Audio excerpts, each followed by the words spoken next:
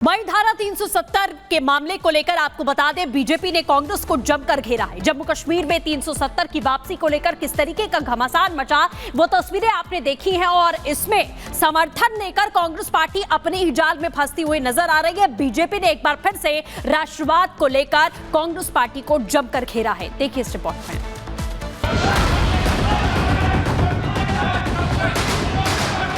राहुल बाबा, तुम तो क्या आपकी तीसरी पीढ़ी आ जाओ, धारा 370 नहीं है। जम्मू कश्मीर में आर्टिकल 370 को लेकर चल रहे हंगामे के बीच अमित शाह का ये कांग्रेस पर सबसे तगड़ा प्रहार है। महाराष्ट्र के विधानसभा चुनाव में अचानक से ही इस मुद्दे की गूंज चुनावी रैलियों में सुनाई देने लगी। योगी से लेकर अमित शाह तक और खुद प्रधानमंत्री नरेंद्र मोदी ने इस मुद्दे पर कांग्रेस को दो टूक जवाब दिया है।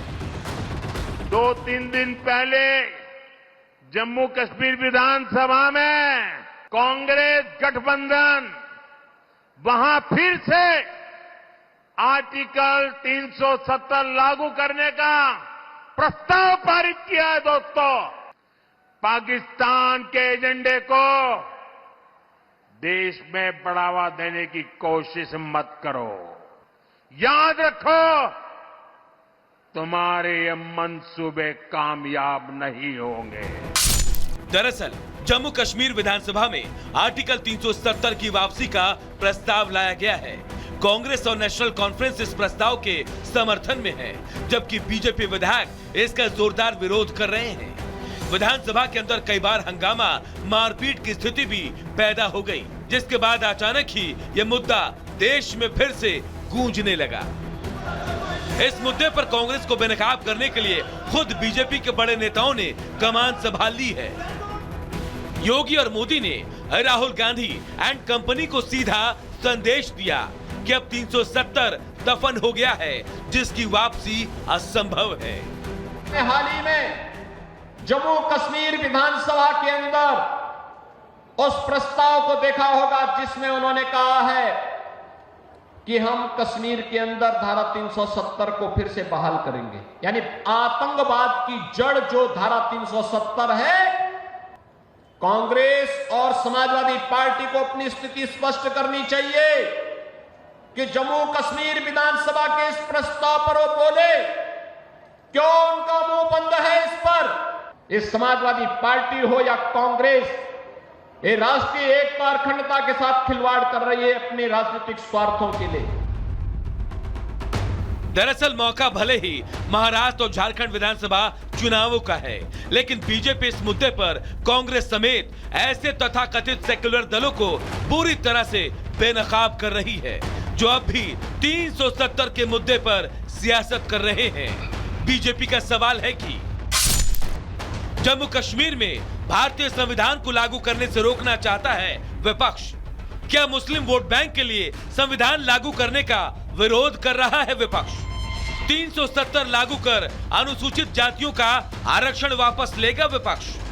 देश में अलगाववाद की भावना का समर्थन करता है विपक्ष? बीजेपी का संदेश क्लियर है, 370 की वापसी एक सपना है, जो सपना बनकर ही रह जाएगी।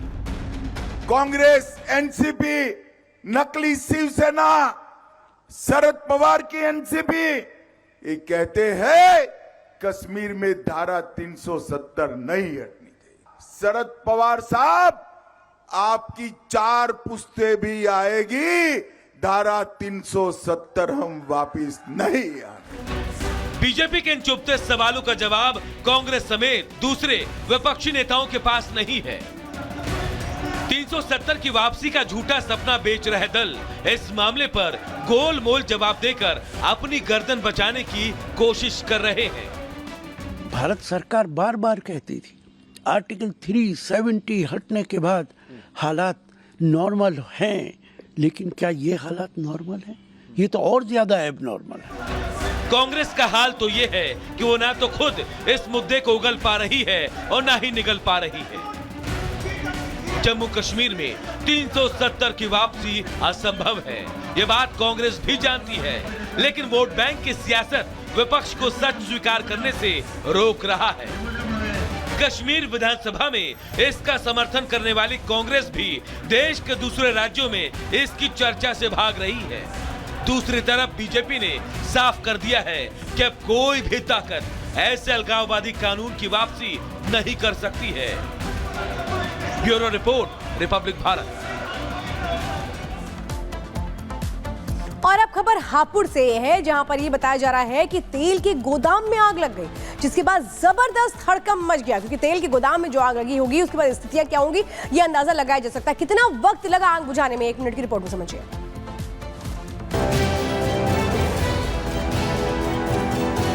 हापुड़ के बाबुड़गढ़ क्षेत्र में रिफाइंड तेल के गोदाम में अचानक आग की लपटें उठने लगी और देखते ही देखते इस आग ने पूरे गोदाम को अपनी चपेट में ले लिया, जिससे इलाके में हड़कंप मच गया।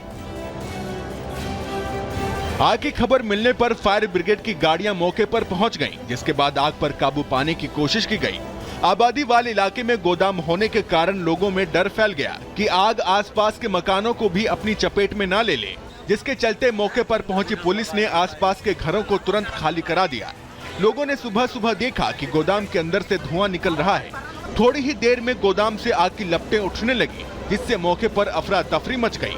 आनन फानन में लोगों की मदद से आग पर काबू पाने की कोशिश की गई। जब फिर भी आग पर काबू नहीं पाया जा सका, तब फायर ब्रिगेड की टीम ने मौके पर पहुंचकर हालात को संभाला। Bureau report, Republic Bharat. और अब बात उस समिट की जिसका सबको इंतजार है, जहां जुटेंगे आर्थिक जगत के दिग्गज। बात होगी भारत के विकास की, रफ्तार की, नए भारत के विजन की। ऐसा मंच जहां आर्थिक जगत के दिग्गज एक साथ तेज रफ्तार से बढ़ती हमारी अर्थव्यवस्था को दिशा देने वाले पहलुओं पर चर्चा करेंगे। रिपब्लिक मीडिया नेटवर्क ला रहा है इंडिया इकोनॉमिक समिट, विकसित भारत बुल्स आय का चौथा संस्करण। एक ऐसा मंच जहां केंद्रीय मंत्री, दूरदर्शी नीति निर्माता, प्रख्यात अर्थशास्त्री और उद्योग जगत के प्रभावशाली लीडर्स और उद्यमी भारत के आर्थिक भविष्य का खाका तैयार करेंगे। जुड़िए हमारे साथ मंगलवार 12 नवंबर को।